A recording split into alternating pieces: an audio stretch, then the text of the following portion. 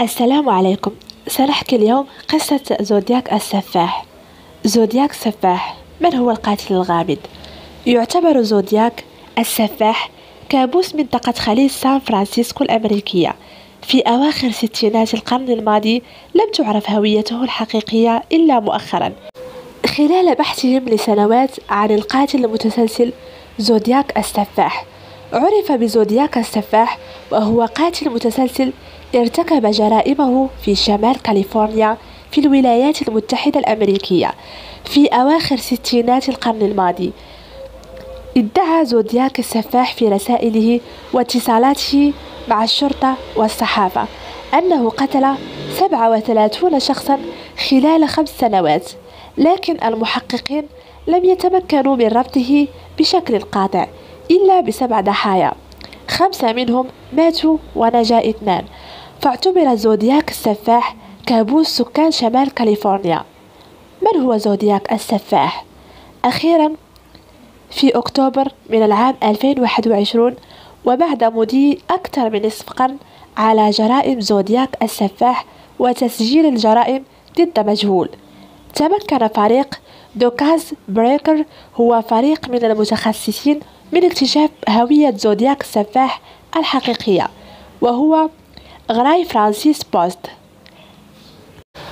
قال فريق المحققين الذي عمل على حل عدد من أبرز القضايا التي لم يتم حلها في أمريكا إنهم اكتشفوا هوية بوست بعد سنوات من البحث في أدلة الطب الشرعي الجديدة. وفي غرفته المظلمة أظهرت إحدى الصور التي وجدها الفريق في الغرفة المظلمة ندوبا على جبين بوست تتطابق مع رسم زودياك التقريبي.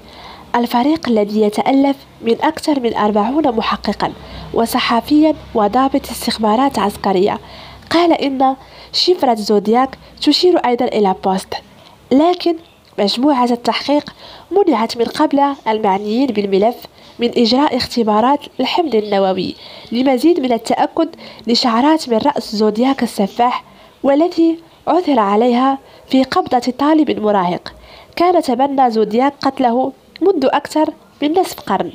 ولدى خبراء الطب الشرعي الآن اعتقاد شبه مؤكد بأن غراي فرانسيس بوست هو زودياك السفاح.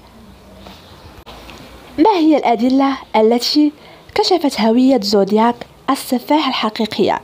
بحسب فريق دوكاز بريكر تم التعرف على بوست من خلال سلسلة من الصور يعود تاريخها إلى عام 1963، والتي اكتشفوها فيما يفترض أنها غرفة مظلمة وفقا لبيان صحفي صدر عن المجموعة.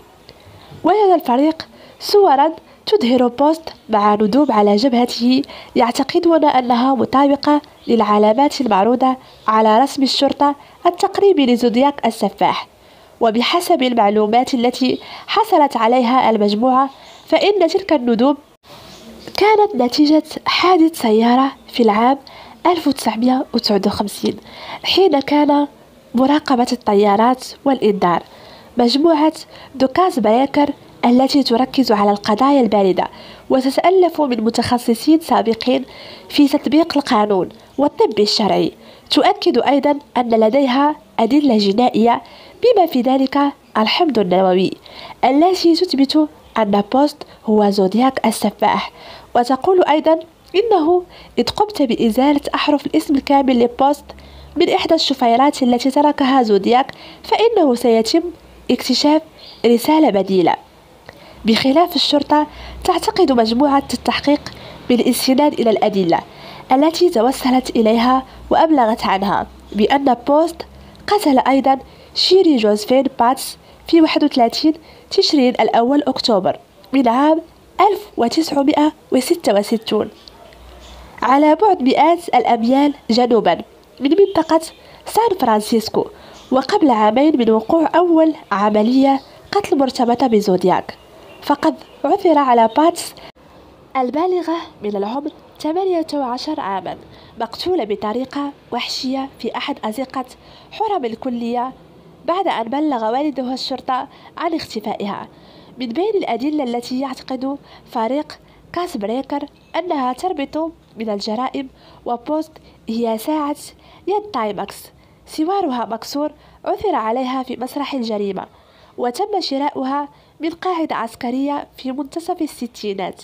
ويعتقد الفريق أيضا أن الطلاء المتناثر على ساعة يد بوست يعود إلى أنه في وقت ارتكاب جرائمه كان يقوم بطلاء منزله بنفسه.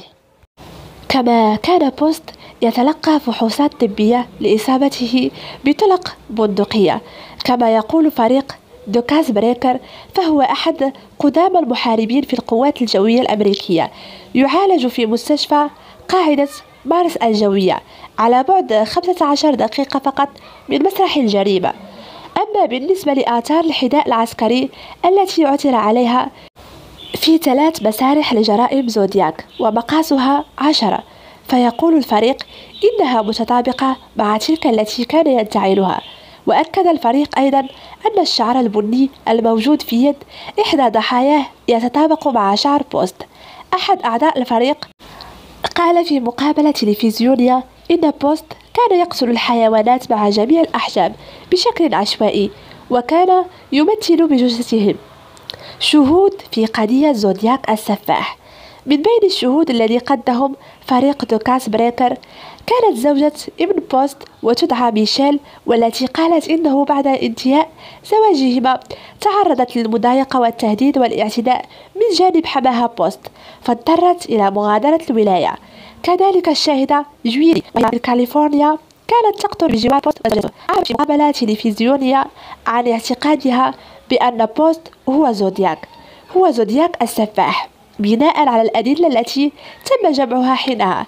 قالت جويني إن بوست وزوجته قدم الرعاية لها عندما كانت طفلة في السبعينات والثمانينات، وكان يدربها على الإطلاق بالأسلحة النارية عدة مرات في الأسبوع. وتحدثت أيضا عن قساوة بوست وعنفه تجاه زوجته التي كانت تنام على الأريكة، وأضافت: لقد عاش حياة مزدوجة، لقد صدمني تماما أن غاري هو زودياك السفاح. ما هي قصة زودياك السفاح الحقيقية؟ لم يعثر حتى الآن على معلومات كافية. ممكن أن تكون قصة زودياك السفاح الحقيقية، ولم يتمكن المحققون من معرفة سبب ارتكابه لتلك الجرائم أو خلفية اختياره لضحاياه. كل ما يروى حول زودياك السفاح هي معلومات عن جرائمه الموثقة لدى الشرطة ومكتب التحقيقات الفيدرالي. أما المعلومات التي تحدثت عنه عن بعد اكتشاف هويته الحقيقية فكانت قليلة أيضا. هذه هي جرائم زودياك السفاح. تم الربط بين زودياك السفاح و5 جرائم قتل على الأقل في شمال كاليفورنيا. تم ربط بين زودياك السفاح و5 جرائم قتل على الأقل في شمال كاليفورنيا. ربما كان مسؤولا عن المزيد من الجرائم، فهو أبلغ الشرطة والصحافة برسائله واتصالاته الهاتفية. إنه المسؤول عن 37 جريمة قتل. سخر من الشرطة ووجه تهديدات من خلال رسائل أرسلها إلى الصحف المحلية من عام 1969 حتى العام 1974، قبل أن يتوقف فجأة عن الاتصال. بالرغم من التحقيقات المكثفة لم يتم القبض على أي شخص على الإطلاق بسبب الجرائم، وما زالت القضية مفتوحة. كان اللغز المحيط بجرائم القتل موضوع العديد من الكتب والأفلام، بما في ذلك فيلم المخرج ديفيد فينشر المشهور لعام 2007 بعنوان زودياك. تلقت صحف سان فرانسيسكو خطابا موحدا بخط اليد في ظرف من دون عنوان مرسل، جاء فيها: عزيزي المحرر، أنا قاتل المراهقين في عيد الميلاد الماضي في بحيرة هيرمان. احتوت الرسائل على تفاصيل من الجرائم القتل التي ارتكبها زودياك السفاح، والتي كان وحده من يعرفها. استمر القاتل في التهديد بمزيد من الهجمات إن لم تتم طباعة كلماته على الصفحة الأولى من الصحف. كان يختم كل حرف برمز يتكون من دائرة بها صليب أو علامة زائد يمتد إلى خارج الدائرة، فيما سيعرف لاحقا برمز زودياك كيلر. كانت كل واحدة من رسائله تتضمن شفيرة مكونة من 3 أجزاء ادعى أن هذا تشفير يحتوي على هويته. المزيد من رسائل زودياك. بينما كانت أقسام الشرطة بدعم من المكتب التحقيقات الفيدرالي تعمل على تعقب القاتل، وصلت رسالة أخرى إلى صحيفة سان فرانسيسكو. استهل رسالته ب: عزيزي المحرر، هذا هو زودياك يتحدث، ثم وصف فيها جرائم القتل التي ارتكبها بالتفصيل، وسخر من الشرطة لعدم تمكنها من فك شفرته أو القبض عليه. بعد عدة أيام تمكن المدرس الثانوي دونالد هاردن وزوجته بيتي من حل الشفرات، وجاء في كتاب أحب قتل الناس لأنه ممتع للغاية. إنه أكثر متعة من قتل الحيوانات البرية في الغابة، لأن الإنسان هو أخطر حيوان على الإطلاق. بعد 3 أيام من جريمة زودياك المعروفة بمقتل سائق سيارة الأجرة بول سايتن في العام 1969، تلقت صحيفة سان فرانسيسكو رسالة يدعي صاحبها فيها ارتكاب الجريمة. الرسالة مكتوبة بنفس الطريقة، وقد تضمنت تفاصيل مقتل ستاين وقطعة من قميص ستاين عليها دماء. في نهاية الرسالة قال القاتل إنه يأمل في المرة المقبلة أن يطلق النار على إطار حافلة مدرسية تقل الأطفال إلى مدرستهم. واصل زودياك السفاح مراسلاته الساخرة، والتي تضمنت المزيد من الشفرات، وادعى أنه ارتكب العديد من الجرائم، وسخر من الشرطة لعدم قدرتها على إلقاء القبض عليه.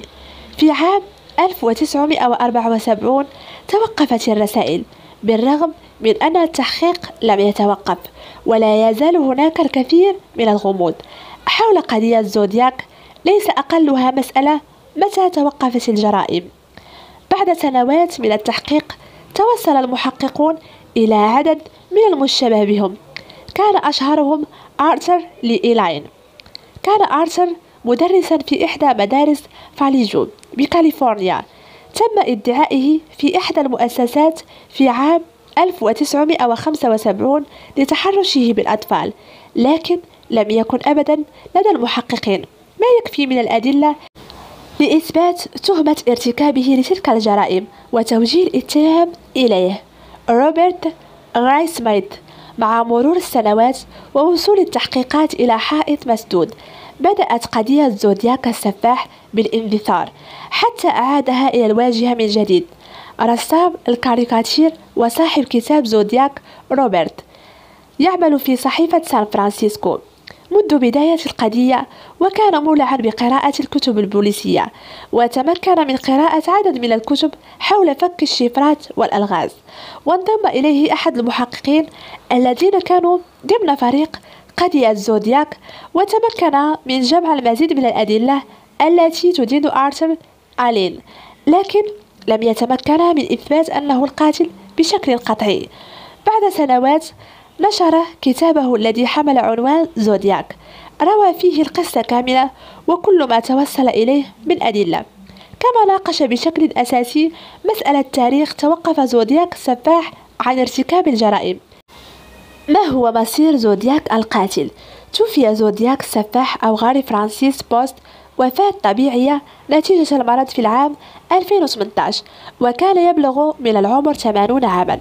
عاش لمدة 50 عام بعد جرائم القتل التي ارتكبها من دون إلقاء القبض عليه أو توجيه اتهامات له أو حتى الاشتباه به قبل وفاته. شهادة وفاة زودياك السفاح. بعد فترة وجيزة من الإبلاغ عن هوية زودياك السفاح، تمكنت الصحيفة من الحصول على شهادة وفاته. ذكر في شهادة الوفاة أن بوست مات بسبب مزيج من الأمراض من عسر البلع والخرف الوعائي. بعد أكثر من 50 عاما أعلن مكتب التحقيقات الفيدرالي الأمريكي أن مواطنين تمكنوا من حل شفرة أحد أكثر اللغز تعقيدا في تاريخ أمريكا وأكثرها شهرا. فقد أعلن عدد من هواة قراءة النصوص المرمزة أنهم نجحوا في فك رموز رسالة مشفرة أرسلها زودياك السفاح قبل أكثر من 50 عاما إلى الشرطة، وكانت الرسالة تعرف باسم الرسالة 340 لأنها تحتوي على 340 حرفا موزعين على 17 عمود، كل عمود يتألف من 20 حرف. وكان زودياك السفاح بعث بهذه الرسالة: أتمنى أن تستمتعوا بمحاولة الإمساك بي. أنا أحب قتل الناس. هذا الأمر ممتع ويحتوي القتل على الكثير من الأمور التي تزيدني خبرة في الحياة. أنا لم أغادر سان فرانسيسكو ولن أغادرها أبدا. سأبقى هنا معكم. لست خائفا من غرفة الغاز لأنها سترسلني إلى الجنة قريبا جدا، لكن أفضل ما في الأمر هو أنني حين أتوحي من جديد في الجنة فإن كل الذين قتلتهم سيصبحون عبيدا لي. لذلك لن أخبركم عن اسمي وهويتي. سأخبركم فقط بأنني اكتفيت بعدد الذي قتلتهم ونجحت في تكوين مجموعة من العبيد. إنهم عبيد مستر زودياك.